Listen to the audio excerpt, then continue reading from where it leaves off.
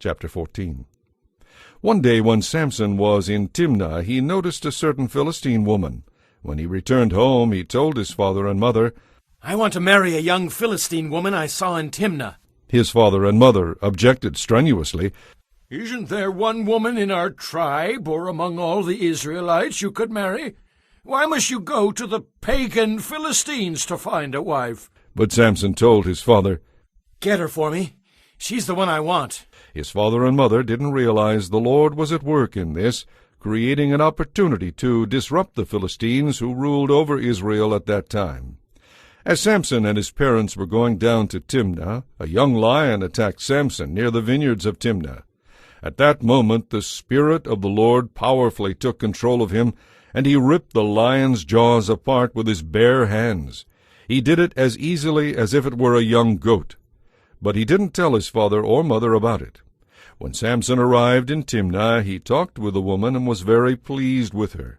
Later, when he returned to Timnah for the wedding, he turned off the path to look at the carcass of the lion, and he found that a swarm of bees had made some honey in the carcass. He scooped some of the honey into his hands and ate it along the way. He also gave some to his father and mother, and they ate it. But he didn't tell them he had taken the honey from the carcass of the lion.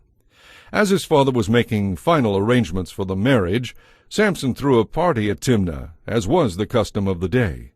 30 young men from the town were invited to be his companions. Samson said to them, "Let me tell you a riddle. If you solve my riddle during these 7 days of the celebration, I will give you 30 plain linen robes and 30 fancy robes. But if you can't solve it, then you must give me 30 linen robes and 30 fancy robes." "All right," they agreed. "Let's hear your riddle." So he said, "From the one who eats came something to eat. Out of the strong came something sweet." 3 days later, they were still trying to figure it out. On the 4th day, they said to Samson's wife, "Get the answer to the riddle from your husband, or we will burn down your father's house with you in it. Did you invite us to this party just to make us poor?" So Samson's wife came to him in tears and said, "You don't love me. You hate me. You have given my people a riddle, but you haven't told me the answer."